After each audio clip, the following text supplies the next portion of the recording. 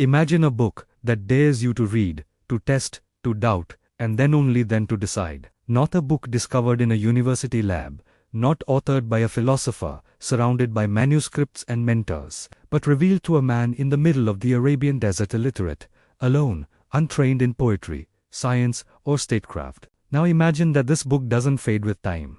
It doesn't retreat as science advances. It doesn't collapse when language evolves. Instead, 14 centuries later, it is still being memorized, word for word, recited daily by hundreds of millions, analyzed by linguists, debated by scientists, and feared by its critics. That book is the Qur'an. And here is the uncomfortable question modern skepticism often avoids. What if the miracle of the Qur'an isn't something supernatural you have to believe in, but something intellectual you have to explain away? Because miracles usually break laws of nature once, leave witnesses arguing, and then disappear into history. But the Qur'an does something far more dangerous. It stays.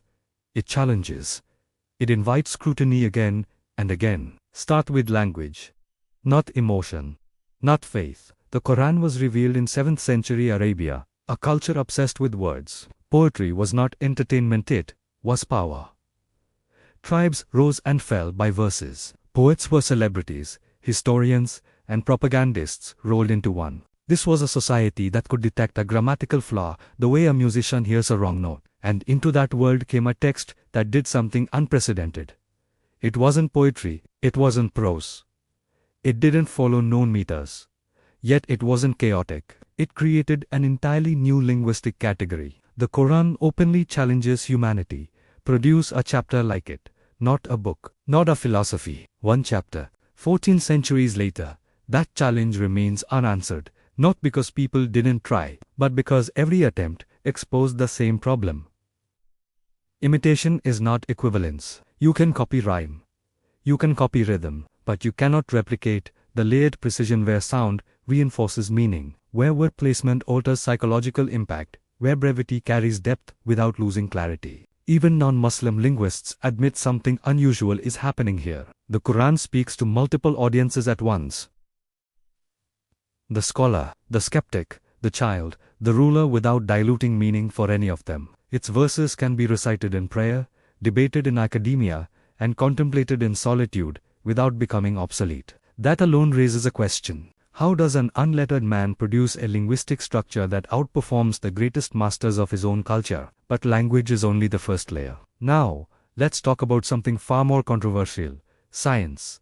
Not science hidden between the lines, not forced reinterpretations, but statements that quietly waited centuries to be understood. The Qur'an does not read like a science textbook. It doesn't announce discoveries. Instead, it describes reality with restraint, never locking itself into false models. It speaks of the universe having a beginning, of the heavens and the earth, once being a single entity before separation, of celestial bodies moving in precise orbits, of embryonic development in stages, descriptions so accurate that modern embryologists were forced to ask a disturbing question: how could this have been known? And here is the critical point skeptics often miss. The Qur'an never contradicts established scientific fact. It doesn't borrow outdated cosmologies. It doesn't echo Greek speculation. It avoids errors that were common knowledge at the time. If this were guesswork, probability would betray it. If this were coincidence, time would have exposed it. Instead, the text remains compatible with expanding knowledge without needing revision. But science alone doesn't make a book miraculous. Plenty of texts contain insights. What makes the Qur'an unsettling is something deeper. Its psychological accuracy. It speaks about human behavior in ways modern psychology would take centuries to articulate. The ego's resistance to truth. Confirmation bias. Moral rationalization. The way power corrupts perception. The way fear disguises itself as logic. The Qur'an doesn't flatter humanity. It diagnoses it. It exposes why people reject truth, not because evidence is lacking, but because accepting it would demand change. It describes denial not as ignorance, but as arrogance, disguised as intellect. That insight alone places the Qur'an ahead of its time. But here's where everything converges. Despite its linguistic brilliance, despite its scientific restraint, despite its psychological depth, the Qur'an does not claim greatness for itself. It claims origin. It does not say, admire me. It says, reflect. It does not say, believe blindly. It says, think. Again and again, it asks questions. It challenges assumptions. It invites reason. And perhaps most remarkably, it has remained unchanged. Empires rose and fell.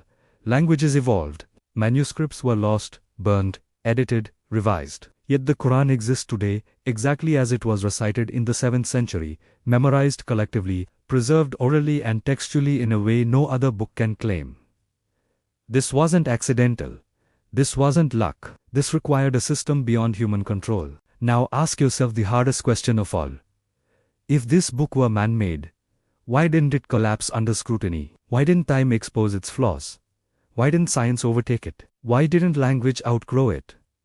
Why didn't power rewrite it? And if it were divine, wouldn't this be exactly what you'd expect? A miracle not frozen in the past, but living in the present. Not dependent on eyewitnesses, but on readers. Not demanding belief, but daring examination. The Quran doesn't ask you to suspend logic. It asks you to follow it to its conclusion. And maybe that's why it remains one of the most controversial books in human history. Not because it can't be understood, but because it can't be dismissed. Because if the Quran is what it claims to be, then the real question isn't whether it's a miracle. The real question is, what does that mean for us?